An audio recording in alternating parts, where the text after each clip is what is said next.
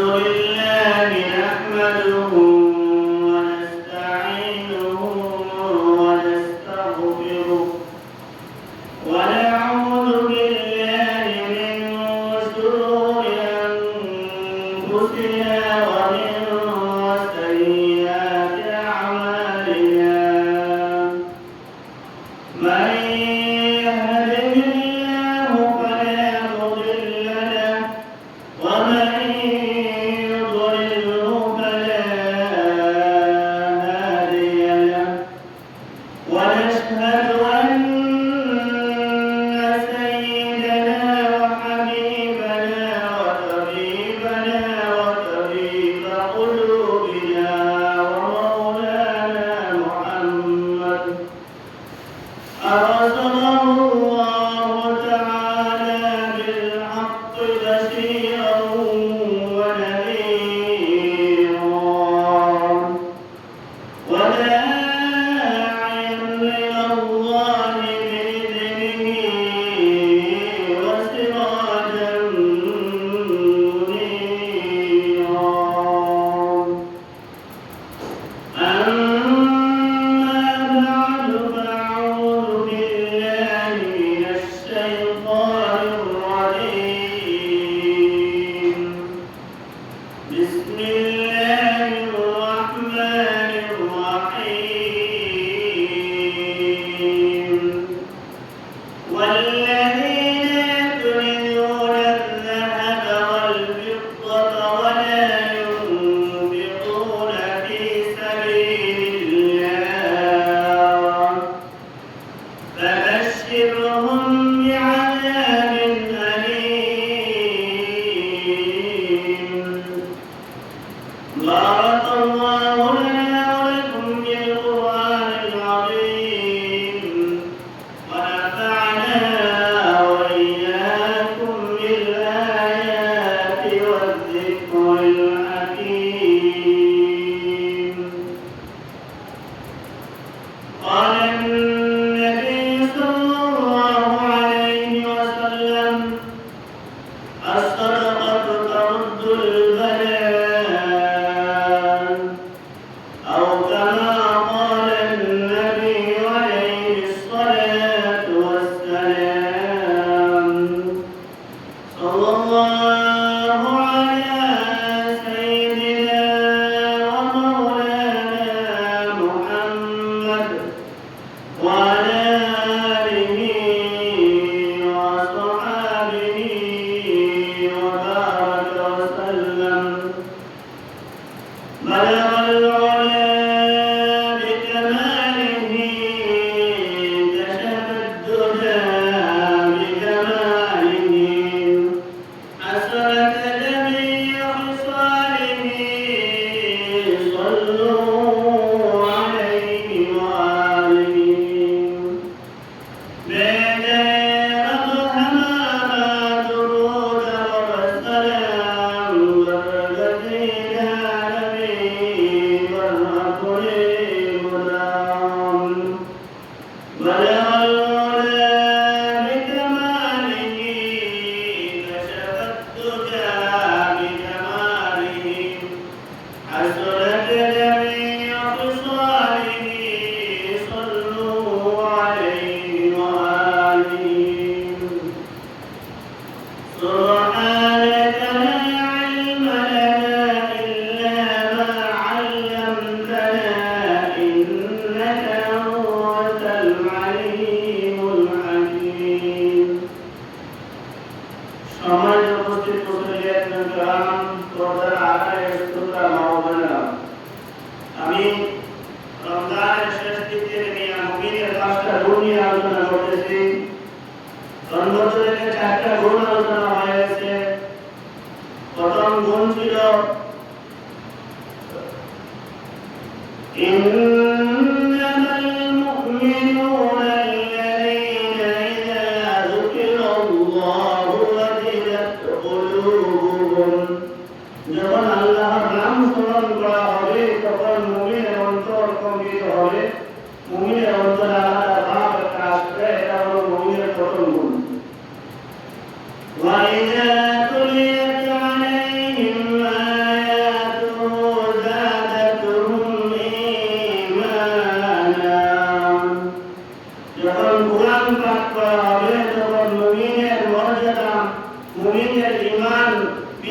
হবে, এটা হলো মুমিনের 2 নম্বর গুণ। وعلى ربهم يتوكلون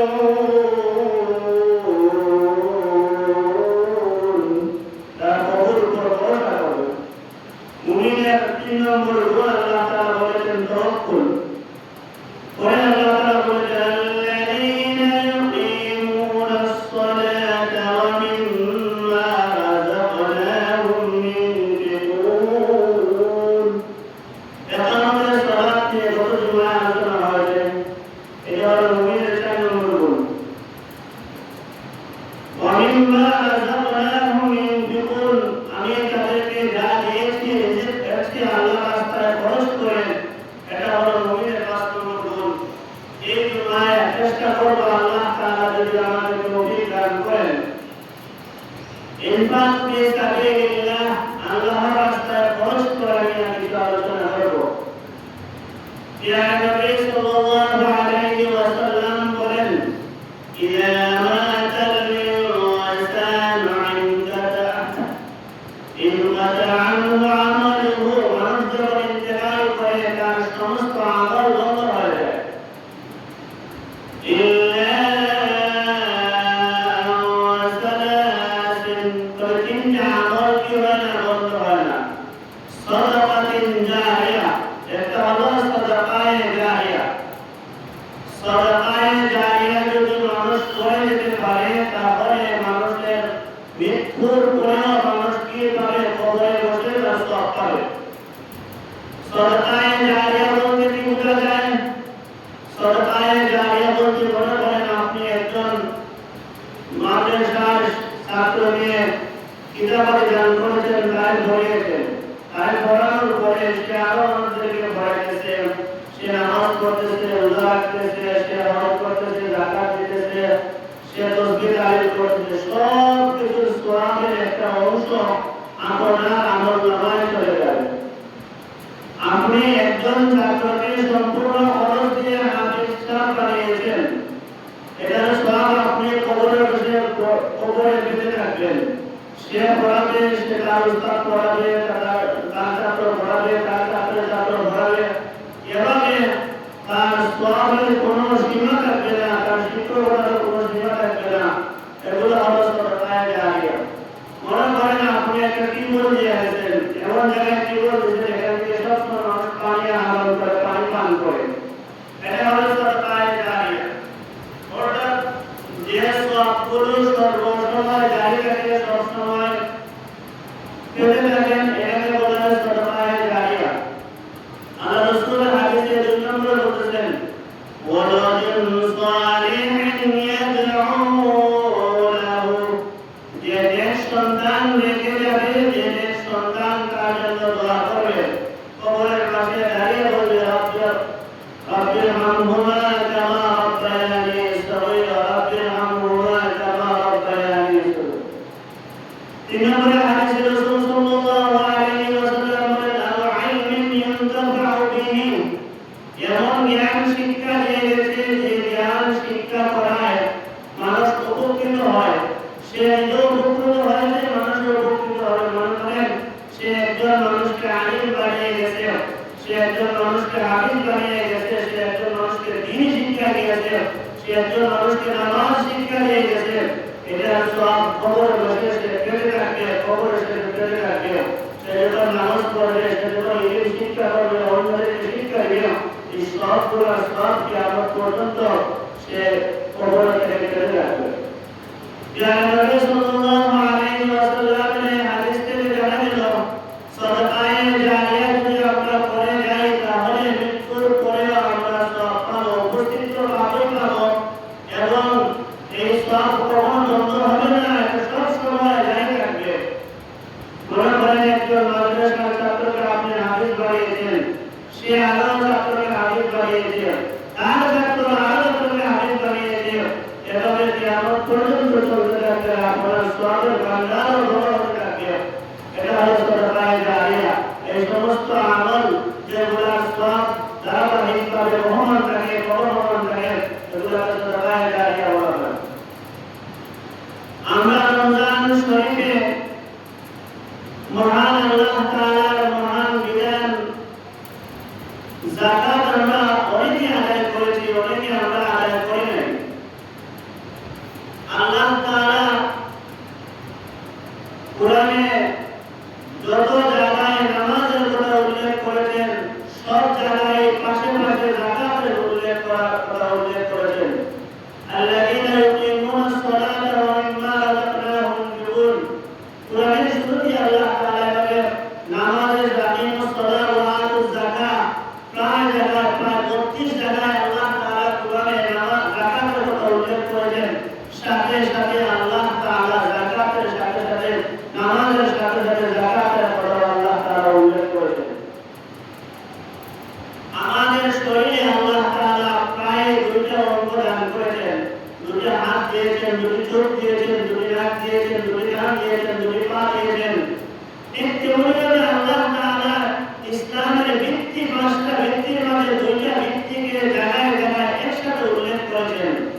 একসাথে উল্লেখ করার কারণ হিসেবে মুফাসসিরিনে কেরাম বলেন যে ও আল্লাহর বান্দা, তোমাকে যদি আল্লাহ তাআলা ধনী বানায়, তোমাকে যদি আল্লাহ তাআলা যাকাত দেওয়ার সামর্থ্যবান বানায়, তাহলে তুমি শুধু নামাজ পড়লে চলবে না, আল্লাহ তাআলার মহান বিধান যাকাতও তোমাকে আদায় করতে হবে।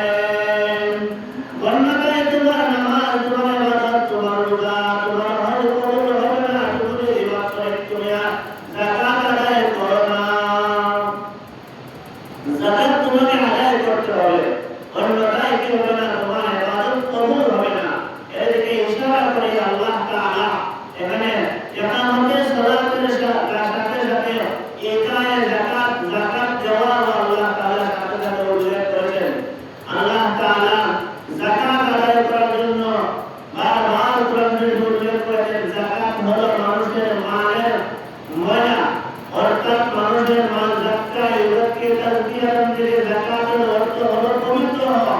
মানুষের মাল পবিত্র হয়, যাকাতের মাধ্যমে মাল বৃদ্ধি পায়, মাল পবিত্র হয়, মাল সুস্থ হয় যাকাতের মাধ্যমে। আল্লাহ রাসূল সাল্লাল্লাহু আলাইহি ওয়াসাল্লাম একদিন বর্ণনা করতেছেন যে যাকাত আদায় করলে কি হয়, মাল বৃদ্ধি পায়, নিজের মাল সংরক্ষণ থাকে। আমাদের তজরবা, আমাদের অভিজ্ঞতা আমরা একটা জিনিস দেখতে পাই যে যে সমস্ত লোকেরা যাকাত আদায় করে তাদের সম্পদটা স্থায়ী হয়। অর্থাৎ একজন মানুষ যে সম্পদ অর্জন করেছে, সে যাকাত আদায় করে, তার পরবর্তী বংশধরের মধ্যে যে সম্পদটা জারি থাকে, তার ছেলেও ধনী হয়, তার নাতিও ধনী হয়, কারণ সে যাকাত আদায় করে। অন্যথায় যদি দেখেন আপনি আপনার অভিজ্ঞতায় একজন মানুষ ধনী ছিল, তার পুত্র কিন্তু ধনী না, সে গরিব হয়ে গেছে, আপনি বুঝে নেবেন সে যাকাত আদায় করতো না, এই জন্য সে গরিব হয়ে গেছে। তাই আমরা যাদেরকে আল্লাহ তাআলা সামর্থ্য দিয়েছেন, যাদেরকে আল্লাহ তাআলা নিসাব পরিমাণ সম্পদ দান করেছেন, আমরা হিসাব করে আমরা যাকাত আদায় করব। অন্যথায় আমরা আল্লাহ তাআলার মহান আযাবের দিকে আমরা চলে যাব, আমরা আযাবের সম্মুখীন হব। আল্লাহ রাসূল সাল্লাল্লাহু আলাইহি ওয়াসাল্লাম একদিন বর্ণনা করতেছেন, আমরা সাহাবায়ে কেরাম যে সমস্ত লোকেরা যাকাত আদায় করবে, তাদের সম্পদ বৃদ্ধি পাবে এবং তাদের মালও কিভাবে সংরক্ষণ রাখবে, তাদের মালও হেফাজতে রাখবে। এই কথাটা শুনছে একজন ইহুদি মহিলা শোনার পরে উনি কিন্তু মুসলমান হয় না, এখনো উনি কি করেছে, ওনার সম্মানের যাকাত উনি আদায় করে দিয়েছে। যখন ওনার ধর্মের লোকেরা অনেকে প্রশ্ন করলো, যাকাত তো ইসলাম ধর্মের বিধান, তুমি তো যাকাত দিলা। উনি বলেন যে আমি মুহাম্মদ সাল্লাল্লাহু আলাইহি ওয়াসাল্লামকে শুধু থেকে নিয়ে এই পর্যন্ত কোনো মিথ্যা কথা বলতে শুনি নাই। উনি যেহেতু বলেছেন যে যাকাত আদায় করলে মাল কি হয়, সংরক্ষণ হয়ে থাকবে, মাল বৃদ্ধি পাবে, তাই আমি কোনো দ্বিধাদ্বন্দ্ব না করে আমার সম্পদের যাকাত দিয়ে দিলাম। এটা হলো একজন ইহুদি মহিলার কাহিনী, একজন ইহুদি মহিলার ঘটনা যে উনি আল্লাহ রাসূলের কথা শুনে যাকাত আদায় করে দিলেন। পরবর্তীতে দেখা গেল যে উনি সিরিয়াতে ওনার ব্যবসা কাফেলা বানিয়েছেন, ওনার ব্যবসায়িক কাফেলা সিরিয়াতে প্রেরণ করেছেন। মক্কার বাসীরা ব্যবসা করত সিরিয়াতে পাঠিয়ে, তারা তাদের গোলাম বা তাদের আত্মীয় স্বজনকে ব্যবসার জন্য পাঠাইতো, যারা সম্পদশালী ছিল তারা ব্যবসার জন্য সিরিয়াতে পাঠাইতো। সিরিয়াতে পাঠানোর পরে তারা ব্যবসা করে সেখান থেকে সিরিয়ার মাল নিয়ে আসতো এবং এসে মক্কায় নিয়ে এসে বিক্রি করতো। তখন তারা এর মাধ্যমে অনেক সম্পদ অর্জন করতো। এবং এই মহিলারা একটা বাহিনী, একটা কাফেলা, ওদের 1000 ওদের কাফেলা, এই মহিলারা একদিন মানে মক্কায় আসতেছে সিরিয়া থেকে, সাথে অন্যান্য কাফেলারাও আসতেছে। অন্যান্য কাফেলা আসতেছে, প্রতিমধ্যে খবর আসতো যে হামলা হয়েছে, বর্তমানে ডাকাতরা, জলদস্যুরা বর্তমানে ডাকাতরা হামলা করেছে, ঘরগুলোর মধ্যে ডাকাতরা হামলা করেছে, হামলা করে সবার মাল লুটে নিয়ে গেছে। তখন এই মহিলা বলতেছে, আমি তো মুহাম্মদ সাল্লাল্লাহু আলাইহি ওয়াসাল্লামকে কখনো মিথ্যা বলতে দেখি নাই।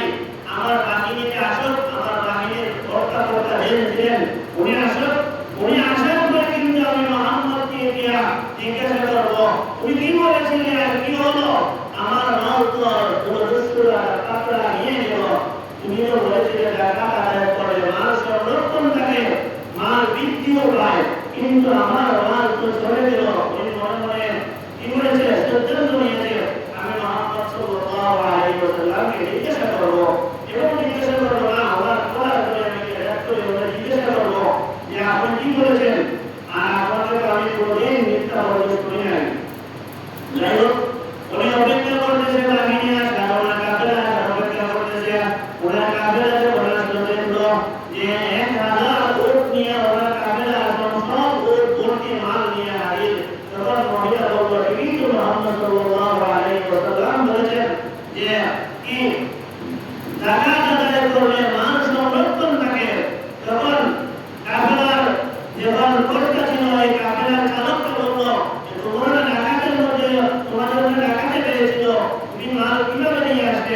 তখন উনি বললেন, আমার সামনে যারা ছিল তাদেরকে ডাকাত আক্রমণ করেছে, আক্রমণ করার পরে আমার সামনের সাইডে যে উটটা ছিল, উটের যে সর্দার ছিল, এই সর্দার উটটা মানে পায়ে কি হয়ে যায়, সে নিচে পড়ে যায়। সে নিচে পড়ে যাওয়ার পরে সব উট বসে যায়। সব উট যখন বসে যায় তখন আর আমাকে দেখতে পায় নাই তারা, আর বাকি সব কাফেলার মাল নিয়ে গেছে, আমার মাল আর নেই নাই। পরবর্তীতে আমার উটটা সুস্থ হয়ে যখন ফিরছে, তখন ফিরে আমরা কি হয়েছি, সহি সালামতে আমরা ফিরে এসেছি। এই ছিল আল্লাহ রাসূল সাল্লাল্লাহু আলাইহি ওয়াসাল্লামের কথা প্রমাণ যে একজন ইহুদি মানুষ, একজন ইহুদি মহিলা যাকাত দেওয়ার কারণে তার মালটা সংরক্ষণ হয়, তার মাল ব্যবসায় বৃদ্ধি পায়। আমরা যে মুসলমান হয়ে আমরা যাকাত আদায় করি, তাহলে আমাদের কতই না বরকত হবে, আমাদের কতই না লাভবান হবে। তখন তৎক্ষণাৎ এই মহিলা আল্লাহ রাসূলের দরবারে এসে ঈমান গ্রহণ করে যে মুহাম্মদ সাল্লাল্লাহু আলাইহি ওয়াসাল্লামের মানে যে ধর্ম নিয়ে এসেছেন, যে কথা বলতেছেন এটা অবশ্যই সত্য। তৎক্ষণাৎ সাথে সাথে ঈমান গ্রহণ করে উনি সাহাবীদের পরিণত হয়ে যায়। আল্লাহ তাআলা আমাদেরকে সঠিকভাবে যাকাত আদায় করার তৌফিক দান করুন। কোরআনে আল্লাহ তাআলা বলেছেন, والذين يكنزون الذهب والفضة ولا ينفقون في سبيل الله। ওই সমস্ত লোক যারা সম্পদ স্বর্ণ রূপা সংরক্ষণ করে, ভান্ডার করে, স্বর্ণ রূপা ভান্ডার দিয়ে স্থাপন করে, স্বর্ণ রূপা সংরক্ষণ করে, টাকা পয়সা জমা করে, মাল সম্পদ জমা করে, আর তারা কি করে না, ওয়ালা ইউনফিকুনাহা ফি সাবিলিল্লাহ, এই মালগুলো আল্লাহ তাআলার রাস্তায় খরচ করে না। তাহলে আপনি কি করুন, ফাবাশশিরহুম বিআযাবিন আলীম, কেন কি আপনি তাদেরকে কি করেন, কষ্টদায়ক শাস্তির সুসংবাদ দেন। এখানে দেখেন আল্লাহ তাআলা বলতেছেন ওই সমস্ত লোকদের কথা যারা মাল সংরক্ষণ করেছে, যারা মাল জমা করেছে, আর এসব পরিমাণ মাল হয়ে গেছে, তারা যাকাত আদায় করে না, তারা যাকাত দেয় না। আল্লাহ তাআলা বলেছেন কি করো, ফাবাশশিরহুম, সুসংবাদ দাও তাদেরকে, বিআযাবিন আলীম, কষ্টদায়ক শাস্তির। শাস্তি আবার সুসংবাদ হয় কিভাবে, এটা আল্লাহ তাআলা এদেরকে বিদ্রুপ করে তারপরে বলতেছেন না জেনে বলা তোমাদের জন্য সুসংবাদ রয়েছে। কি সুসংবাদ? শাস্তির সুসংবাদ। শাস্তি আবার সুসংবাদ হয়নি, শাস্তির তো সুসংবাদ হয় না, শাস্তির তো দুঃসংবাদ হয়। এটাকে আল্লাহ তাআলা সুসংবাদ বলেছেন। তাদেরকে ঠাট্টা করে, যাদেরকে বিদ্রুপ করে আল্লাহ তাআলা বলেছেন সমস্ত লোকেরা যে তোমরা যদি যাকাত আদায় না করো তাহলে পরকালে শাস্তির জন্য তোমরা অপেক্ষা করো, পরকালে তোমাদের জন্য কষ্টদায়ক শাস্তি রয়েছে। ইয়া নবী সাল্লাল্লাহু আলাইহি ওয়াসাল্লামের ইন্তেকালের পর অনেক মানুষ কি করলো? যাকাত দিতে অস্বীকার করলো। তখন আবু বকর রাদিয়াল্লাহু তাআলা আনহু খলিফা নির্বাচিত হয়েছিলেন। আবু বকর রাদিয়াল্লাহু তাআলা আনহু তাদের বিরুদ্ধে জিহাদ ঘোষণা করেন যে যাকাত ইসলামের এমন একটা বিধান, কেউ যদি যাকাত দিতে অস্বীকার করে তাহলে তার ঈমানই থাকবে না, তার বিরুদ্ধে মুসলমানরা জিহাদ করা ফরজ হয়ে যায়, তার বিরুদ্ধে মুসলমানরা জিহাদ করা বৈধ হয়ে যায়। যাকাত শরীয়তে এমন একটা বিধান যে আপনি যদি যাকাত দেয়া অস্বীকার করেন, যাকাত আদায় না করেন, তাহলে কি হয়ে যাবে? আপনার ঈমানই থাকবে না। আর যদি যাকাত শরীয়তের বিধান জানেন আর আদায় করেন না, তখন আপনি ফাসিক হয়ে যাবেন। আর যাকাতকে অস্বীকার করলে সরাসরি আপনি মুমিন থাকবেন না। আর যাকাত জানেন যে যাকাত ইসলামের একটা ফরজ, ইসলামের ভিত্তি, ইসলামের ফরজ বিধান, আর আদায় করেন না, তখন আপনি ফাসিক হয়ে যাবেন। আল্লাহ তাআলা আমাদেরকে সঠিক বুঝ দান করুন। কুরআনে যাকাতের আদায় না করার শাস্তি হিসেবে কুরআনে উল্লেখ করা হয়েছে, ইয়াউমা ইউহমা আলাইহা ফি নারি জাহান্নাম, তাদেরকে নিক্ষেপ করা হবে জাহান্নামের আগুনে। ফাতুকুয়া বিহা উজুরহুম ওয়া জুনুবুহুম ওয়া যুহুরহুম, তাদেরকে কি করা হবে? ফাতুকুয়া বিহা জিবাহুম, তাদের চেহারায় তাদেরকে অগ্নি দ্বারা সেক দেওয়া হবে। ওয়া যুহুর ওয়া জুনুবুহুম, এবং পাশের দিয়ে তাদেরকে সেক দেওয়া হবে। এবং ওয়া যুহুরহুম, এবং তাদের পৃষ্ঠে এবং তাদের পিঠে কি করা হবে? সেক দেওয়া হবে আগুন দিয়ে। সীসা মানে আগুন, লোহাতে আগুনে জ্বলিয়ে লোহা দ্বারা কি করা হবে? আঁচ করা হবে। তাদেরকে মনে করেন আমরা আমাদের স্ত্রীকে হিট করি, তাদেরকে যখন আমরা স্ত্রীকে হিট করে যায়, হিট করার পরে যখন আমাদের শরীরে গায়ে পারবো না, কখনো পারবো না। এখন যদি আল্লাহ তাআলা কিয়ামতের দিনে জাহান্নামে তাদেরকে কি করবেন? এভাবে লোহা গরম করে তাদেরকে হিট দিবেন।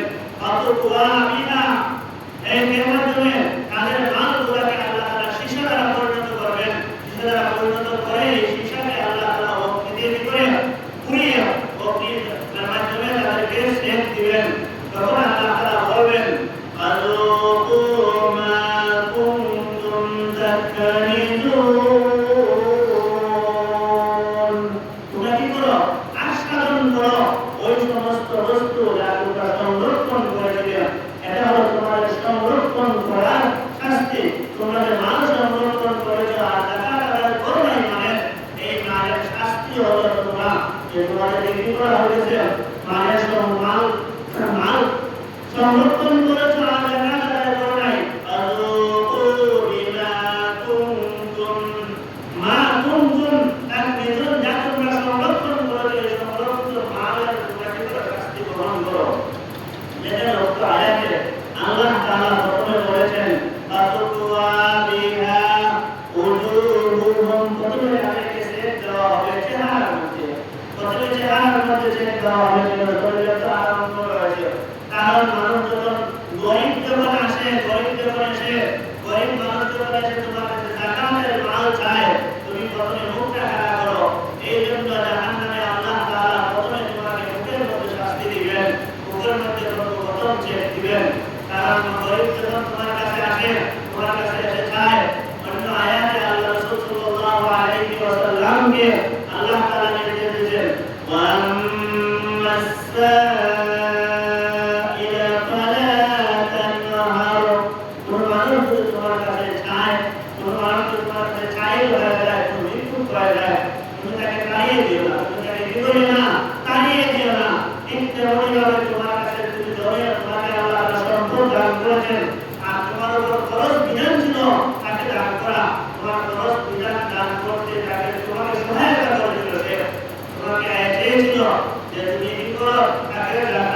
দান করো, তুমি কি করো নাই? দান করো নাই, মুখটা কাজ করেছো, মুখটা তোমার সংকুচিত করেছো, এই জন্য আল্লাহ তাআলা সর্বপ্রথম তোমাকে মুখে শাস্তি দিবেন। অনেকে আসে মুখ কি করে না, সংকোচ করে না, আসে মুখ ফিরিয়ে নেয়। একজন মানুষ গরিব হয়ে চাইলো যে ভাই আমার এই দরকার, আমাকে কিছু দান করো, সম্পদ আমাকে দান করো, তোমার জাকাত থেকে আমাকে কিছু দান করো, তখন সে মুখ ফিরিয়ে নেয়। মুখ ফিরিয়ে নিয়ে মানুষের বাহু ওই মানে ভিক্ষুকের পাশে চলে যায়, ভিক্ষুকের সামনে চলে যায়। এই জন্য পরবর্তীতে আল্লাহ তাআলা বলেন ফাতুকুয়া বিহা জিবাহুম ওয়া জুনুবুহুম, তোমাদের পাশে কি করা হবে? ছেদ দেওয়া হবে, পাশে অগ্নি লাগিয়ে দেওয়া হবে। যখন মানুষ মুখ ফিরিয়ে নিয়ে মানুষও দেখা যায়, আর অনেক মানুষ তো একবারে ফিরেই চলে যায়, তাই ফিরে চলে গেলে মানুষের পিঠ দেখা যায়। এই জন্য আল্লাহ তাআলা পরবর্তীতে বলেন ফাতুকুয়া বিহা জিবাহুম ওয়া জুনুবুহুম ওয়া যুরুহুম, তোমাদের পিঠে কি করা হবে? আগুন দ্বারা ছেদ দেওয়া হবে। তাই আমরা আল্লাহ তাআলা এই মহান শাস্তি থেকে বাঁচতে হলে ইনফাক ফি সাবিলিল্লাহ, আল্লাহর রাস্তায় আমরা খরচ করতে হবে। কিছু খরচ তো আমাদের উপর খরচ যেটা জাকাত, বাকি অন্যান্য আমাদের সব সময় আল্লাহ তাআলার রাস্তায় দান করতে হবে। কেননা নবী সাল্লাল্লাহু আলাইহি ওয়াসাল্লাম বলেন, দুনিয়ার মানুষরা তোমরা জানো আসসাদাকাতু তাউদ্দুল বালা, তোমরা যদি সাদাকা করবে আল্লাহ তাআলা সাদাকাকারীদেরকে কি করবেন? বিপদ আপদ ঘটিয়ে রাখবেন। আসসাদাকাতু তাউদ্দুল বালা, বিপদে সাদাকায় মানুষদের বিপদকে হটিয়ে রাখে, সাদাকায় সবসময় মানুষদের বিপদ থেকে মুক্ত রাখে। এই জন্য আমরা আমাদের উপর ফরজ দায়িত্ব যেটা আদায় করবই। আল্লাহ তাআলা যদি আমাদেরকে সামর্থ্য দান করেন, তাহলে সময়ে সময়ে আমরা আল্লাহর রাস্তায় খরচ করব। আমরা আল্লাহর রাস্তায় খরচ করব এবং আমাদের আশপাশ যারা রয়েছেন এবং তাদেরকে আল্লাহর রাস্তায় খরচ করতে আমরা উদ্বুদ্ধ করব। কেননা কোরআনের একটি সূরা রয়েছে, ছোট্ট একটি সূরা, যে সূরাতে আল্লাহ তাআলা মানুষের জীবনে শপথ করেছেন, বলেন ওয়াল আসর, সময় শপথ। সময় হলো মানুষের একটা জীবন। কারো জীবন আল্লাহ তাআলা 1 ঘন্টা দেন, কারো জীবনে 1 মিনিট দেন, কারো জীবন 10 বছর দেন, কারো জীবন 64 বছর আল্লাহ তাআলা দেন, কারো 80 বছর, কারো 90 বছর। সবটি সময় মিলিয়ে মানুষের জীবন হয়। আল্লাহ তাআলা মানুষের জীবনে শপথ করেছেন ওয়াল আসর, সময় শপথ করে বলেন এখানে ইন্নাল ইনসানা লাফি খুসর, দুনিয়ার সব মানুষের পরিবর্তন করতে হবে, দুনিয়ার সব মানুষ পরিবর্তন করতে হবে। ইল্লাল্লাযীনা আমানু ওয়া আমিলুস সালিহাত, তবে পরিবর্তন করতে নয়, এরা হচ্ছে গ্রুপ মানুষ। এই গ্রুপ হলো ইল্লাল্লাযীনা আমানু, যারা ঈমান গ্রহণ করেছে, ওয়া আমিলুস সালিহাত, ঈমান গ্রহণ করে নামাজ পড়েছে, রোজা রেখেছে, যাকাত আদায় করেছে, ওয়া আমিলুস সালিহাত, আমল সালিহা করেছে। আমল সালিহার মধ্যে নামাজ, রোজা, যাকাত, সাদাকা, বিধি সবগুলাই। তাই দুনিয়ার পরকালে হাসানাত থেকে বাঁচতে হবে, আমরা কি করতে হবে? নিজে আমল করতে হবে। পরবর্তীতে আল্লাহ তাআলা বলেন ওয়া তাওয়াসাউ বিল হাক্কি ওয়া তাওয়াসাউ বিস সাবর, যারা হকের ওসিয়ত করবে, যারা কি করবে? হকের ওসিয়ত করবে। হযরত মুফাসসিরিনে কেরাম বলেছেন এখানে হক দ্বারা ঈমান উদ্দেশ্য, যে তারা ঈমানের দাওয়াত দিবে এবং পরবর্তীতে ওয়াতাওয়াসাউ বিস সাবর, সবরের দাওয়াত দিবে। অর্থাৎ আমলে সালিহা করে, আমলে সালিহা আদায় করে গুনাহ থেকে বেঁচে থাকবে, এটাকে বলা হয় সবর। আমলে সালিহা আদায় করে গুনাহ থেকে বেঁচে থাকবে, এটাকে বলা হয় সবর। তাই আমরা নিজে আমলে সালিহা করব, নামাজ আদায় করব, অন্যদেরকে যাকাত আদায় করতে উৎসাহিত করব এবং নিজে যে সমস্ত আমাল আমরা পালন করব, এই সমস্ত আমাল অন্যদেরকে উৎসাহিত করতে হবে। কারণ এখানে আল্লাহ তাআলা কোরআনে 4টা গুণ মুমিনের সফল হওয়ার 4টা গুণ উল্লেখ করেছেন। একটা গুণ উল্লেখ করেছেন ইল্লাল্লাযীনা আমানু, যারা ঈমান গ্রহণ করেছে, ওয়া আমিলুস সালিহাত, নিজে আমল করেছে। পরবর্তীতে ওয়া তাওয়াসাউ বিল হক, তৌফিক এবং আমাদের সালিহা আদায় করে গুনাহ থেকে বেঁচে থাকার জন্য ধৈর্য ধারণ করার জন্য ওসিয়ত করেছে। এখানে আল্লাহ তাআলা ওসিয়ত শব্দ দ্বারা ইশারা করেছেন আর মানুষ ওসিয়তের গুরুত্ব দেয়। অন্যথায় আদেশ না করে আল্লাহ তাআলা ওসিয়ত করার কথা বলেছেন। এই ওসিয়ত শব্দ দ্বারা মানুষকে গুরুত্ব দেয়, এজন্য আল্লাহ তাআলা ওসিয়ত শব্দ ব্যবহার করেছেন। তাই হোক আমরা নিজে যাকাত আদায় করব এবং অন্যদেরকে যাকাত আদায় করতে উৎসাহিত করব এবং অন্যদেরকে যাকাত আদায় করার জন্য আমরা বলবো। তাহলে আমাদের ঈমানি দায়িত্ব আদায় হবে, অন্যথায় আমাদের ঈমানি দায়িত্ব আদায় হবে না। আল্লাহ তাআলা আমাদেরকে সুষ্ঠুভাবে যাকাত আদায় করার তৌফিক দান করুন। আলহামদুলিল্লাহি রাব্বিল আলামিন।